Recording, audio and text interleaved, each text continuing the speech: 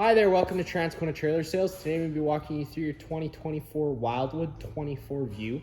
If you notice at the top, you are pre-wired for an observation camera. If you'd like to get set up with that, you can contact our parts department and they can get you a quote and everything you need to get set up with that. You have your spare tire located in the back, and then just in the back left corner, this bumper, you pull this cap out. This is where you're gonna find your sewer hose. Once fully extended, it is about 20 feet long. Just take a note of those 2 ears there. Those are gonna be the same 2 ears that hook up to your sewer outlet, which I'm just gonna show you in a minute. We just keep it stored away in the back bumper just to keep most of the stench out of the unit. And it just presses into place like so. You got your main 50 amp power connection right in the corner here. Take this off and you just line that silver strip up there with that silver strip there. Push it in, twist it into place. And you got that threaded collar to really lock it down. Fill that cord back. You do have your standard 50 amp plug end. Most campsites don't have this. They only have 30 amp service.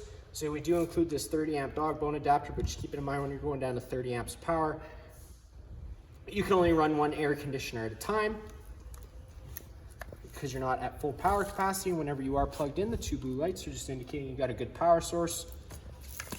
You got your sewer, your gap for your galley tank right here. You're just taking note of those 2 ears there.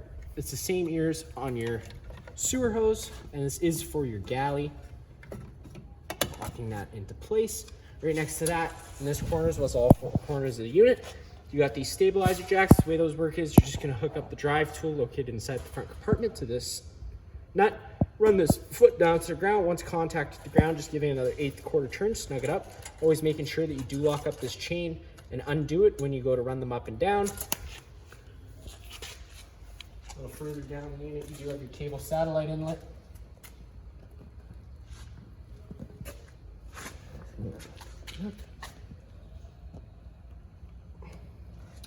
I'll get that open in a second. You got your exterior shower. That just opens up with your standard 751 key. Does come included with the unit. It's just that little silver key and it just opens up like so. And then you can just close it up and lock that into place. And you got your second sewer outlet. This one is going to be for your other gray tank as well as your waste hold tank, which is going to be your black tank. You're always going to want to empty your black tank first. This is going to be your dirtiest water filled from your toilets. And then you can come follow that with your gray tank, which is typically a little cleaner water filled from your sinks and your showers. It comes off the same way as the one I showed you on the front. And then of course you have your black tank flush. So the way that works is if you're noticing an odor inside the unit or false monitor panel readings, you hook up a water hose here with your sewer connected and your black tank open. Very important because you do run the risk of bursting your tank if you don't have that tank connected and open. And you can flush that out, just keeping things that little bit cleaner. And then you have your city water connection, which you thread a garden hose in there, turn it on. It's going to pressurize your lines without the needing to run your water pump. Around the front of the unit, you got your 2 20-pound propane tanks underneath here. Loosening up these tabs will give you access to this top quick cover where you can do most of what you need to do from. If you do need to change the tanks out, you do just pull this cover up and it'll come right out of place. But you got your 2 tanks right up front. Opening them both up opens up the flow of propane to the unit. You got your black battery box right in the front there. That's where your battery's housed. And then of course you have your battery disconnect in the front with it the way it is now. With it on, the batteries are connected to the unit. If you were to turn that to off, they would become disconnected from the unit. You got your power tongue jack up front. You got that light. And then of course one way's up, the other way's down. You got a manual override in case this were to ever fail for whatever reason. You can manually drive that up and down. The tool for that is also located in the front compartment. Coming in this front compartment here, open this up. You got the E4 weight distribution system, which this customer opted to go for. You got your 25-foot water hose as well as that 15 amp park adapter. And then up on the wall, you're gonna notice there's 2 tools. One is gonna be for the tongue jack override, and then the brass looking one is gonna be for the stabilizer jacks. Walking a little further down the unit. You got this silver vent here. Whenever the furnace is on, this is going to be blowing out hot air, so just be mindful of that. You do got a cable satellite outlet. You got your fresh water connection. Taking that cap off, you put your garden hose in there, turn it on. It's going to fill that tank. That's what your water pump draws off of, and the drain for that tank is just right here. Pulling that valve does just empty that tank out. You got your propane quick connect, which I will show you in a minute. Open this guy up here. You got your little exterior kitchen area with this nice little garden hose. Taking note of those 2 notches there. It's gonna be the same 2 notches that hook up to your right here. So you're just pushing those into place, and you got water out of the hose. And then to unlock it, twist it the other way. Press that down and it becomes disconnected. You pull this guy up here and lock it into place.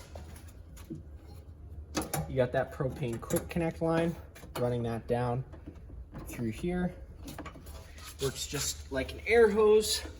On this end here, you're gonna make sure the flow of propane is closed. Take that dust cap off, pull back the collar, push it into place, and it'll lock into place. And then you can open up the flow of propane. And as an added safety measure, whenever the flow of propane is open, it's not gonna allow you to open that up. So now you would have propane at your stove, and it would be as simple as just turning that knob over to light, allowing it to prime all the air out of the lines. And there you go, it lights right on up. Then you can just turn it off, close that flow of propane, pull the collar back. Make sure you put your dust cap on the line, that way no debris gets in there, and just tuck it behind that stove again.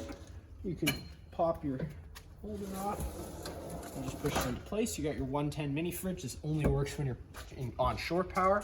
It will not work while you're traveling on 12 volt. Whenever you're using your range hood, you always want to make sure that this flap is open, allowing it to disperse the fumes out. And whenever you're traveling, just pushing and locking into place, it's going to stop any excess dust from getting inside the unit. And then right here, you got your Suburban hot water heater. Main power switch to the thermostat is just right here. Turning that on sends power up to that thermostat inside. To get inside, you're pushing up on that assist handle, folding it 90 degrees, it'll lock in place. Open up your door. You got to open up your door all the way to get that stair set out. Pulling that boom handle will allow you to unlock those stairs. You can adjust your feet to your campsite needs just by pressing these tabs, sliding them into those slots. And that comes down. Taking a step on the side, you got your fire extinguisher on your left. That's going to be simple. Pull the pin and shoot. If you come over here, you're going to have that dimmer switch. Tapping at one time does turn on all the lights in the main living space. Holding it will allow them to go bright to dim. And whenever you let off that button is where they're going to stay. You got your slide out button. Pushing that up allows that slider to start making its way out. Once fully extended, you can hear those motors wind up and then cut out.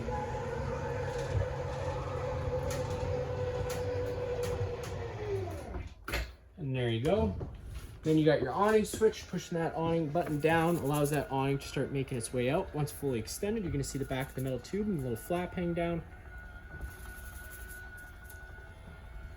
Whenever you get to about 5 km/h winds, you're going to want to make sure you bring that awning in. That way you don't run the risk of bending your arms and ripping your fabric.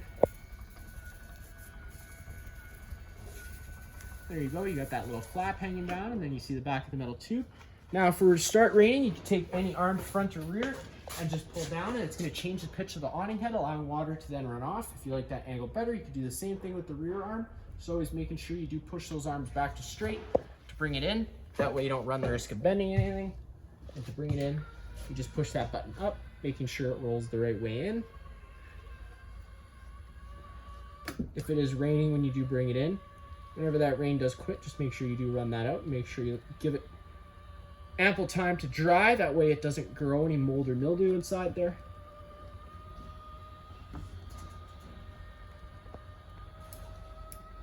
You're going to have a little awning light. The switch for that is just right on this monitor panel. And then the other switch on the monitor panel is going to do a little accent light above the slide there. You got your water pump switch, turn that on, draws from your fresh tank. Your monitor panel system, that goes low, fair, good, and charging for the battery. And then for the tanks, it's empty, 1/3, 2/3, and then full. You got your solar controller right up top here, but that is more just of a monitor system than anything. You're not really controlling much. It's just allowing you to see your temperature, your battery temperature, what your volts are at, what your amps are at. You got your Suburban water heater thermostat turning that on, it'll tell you what your current output temp is. You can change your current temperature just by pushing up and down on the buttons. It is only going to let you go to 50 if you ever bring it below 55. As an added child safety feature, you just have to hold that button for about 5 seconds, and then it'll allow you to go back up to 55 if that's where you want to keep it. You got your Celsius Fahrenheit button. Taking a step into the bedroom, you got your light switch on your right. You got windows on either side. You also have sleep app access on both sides of the bed with plugins inside there. USB plugins on either side of the bed, and then you do have a versatile bed. You can either have it all the way up like so, or you can just push that down, and that bed's going to start making its way down. It's all about what you want. It's going to be your fire exit off on your left here. You're just going to take that, unlock it, slide it. You'll be able to slide your screen over with it and hop on out. Get that back in. You're just locking it back into place. You get a TV backer right here with the cable satellite outlet as well as 2 plugins.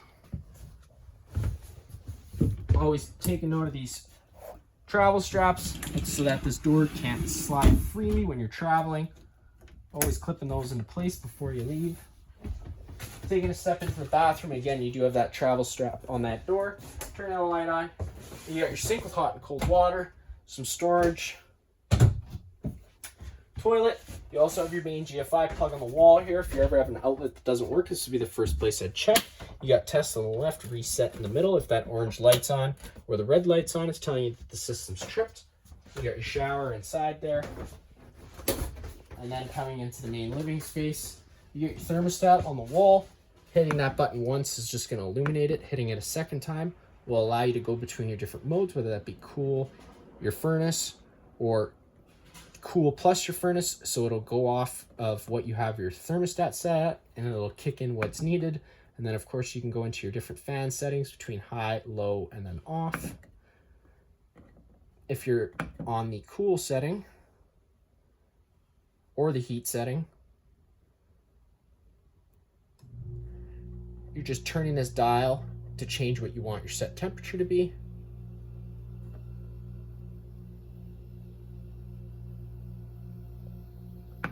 And then hit it again and you can go back to off. You can run the fan individually if you'd like to, just to move some air around. You don't have to have it in heat or cool. Because the furnace and both the oven and the furnace are off propane, you got your LP detector down on the ground here. If this guy ever starts going off, you are just going to want to turn off the main supply of propane at the front of the unit and open up some windows just to allow it to ventilate out. Inside here, you do have some there's a little handle, hidden handle underneath the mantle there, and if you open it up, you do have some bunk space. Light switch is just, oh, sorry, the dimmer is for the fan. And then you got some plugins, cable satellite outlet, as well as that little black button. Turning that on turns that green light on, turns the antenna on the roof. It also improves FM frequency, so I do just leave that on typically. Some nice storage space inside here. There is a fire exit in there. The buttons inside here are just on their own center push buttons, so you can just turn them on and then turn them off. And then on this side of it is the entertainment center. You got your sound bar right here. It's going to be just like home, minus the fact of having zone 1 and zone 2. Zone 2 is going to be your exterior speakers, and zone 1 is going to be this main sound bar. You got your fireplace down here. You got your on button on the far right. You can change your different flame colors with the button off to the left of that. And then the other one does the rock light color. And then you can get into your different temperature settings, high and low heat. And then of course you have a timer which goes anywhere from 30 minutes to 9 hours. Power button on the far right. You got your Furrion fridge. Opening that guy up. You got a fridge and a freezer. You got a charcoal filter in here just to help with odor. Sliding that out, you can change these out. Our parts department do have them, so you just have to contact them for one of those. And then you got your temperature settings, so you can have it all the way on the cool setting, but that is only going to work when you're on shore power. If you're going traveling, do make sure that you have the temperature set in the off-grid section. You can see it's labeled right here. And that way it does run off 12 volt. If you don't have it there, it's not gonna run on 12 volt while you're traveling. And then just clicking it off to turn it off. You got your little breakfast nook area where your main breaker fuse panel is. Sliding that stool out of the way, pop that guy open. You got all your breakers here. Whenever a breaker trips, it's going to sit in the middle, so you do just have to turn it off and then back on again. And then all your fuses are on your right. Whenever a fuse blows, you have a little red indicator light telling you which one's blown. All the blinds in the unit do work the same way. They just kind of sit where you leave them, so if you hold stop, they'll stay there, and then just one quick pull will allow them to go back up. Another emergency exit, and works the same way as the one in the bedroom. Some storage space. You got your microwave, which is just like home, not much I'm going to show you there. Range hood. You should run that range hood whenever you are running the stove, just so you're evacuating those propane fumes. Whenever you're running your stove, you just turn it over to the high option, give it a second, and then hit it with the sparker, and it fires right on up. Be patient with it though, because if you've had the propane off for a while, it can take a while to light it, just because you have to purge all the air out of the propane lines. Same thing goes for the oven. Just turning that knob over to the pilot option, pushing and holding that knob in, and then you can hit the sparker. After a few minutes, sometimes it will light. You just have to be patient with it and keep trying. Holding it in for another second, and then turn it up to your desired temperature, and it'll fire right on up. Inside here is going to give you access to that hot water heater for the bypasses, but one thing I'll say now is you want to run the bypasses, you want to run the antifreeze through this and then crack that pressure relief valve on the inside of the hot water heater access panel on the outside, and just allow that antifreeze to drain through. It's not like your conventional tanked water heater. It's kind of the opposite, where you do have to run the antifreeze through it. Some storage space, sink with hot and cold water. Coming into here, you can turn this into a bed. You're just having to pick up the foot of that couch and pull, and it folds down and turns into a couch. Get it back into the, or turns into a bed. Get it back into a couch. You're just pushing and folding, and it folds back. That's going to be it for this unit here. If you have any other questions, feel free to give us a call.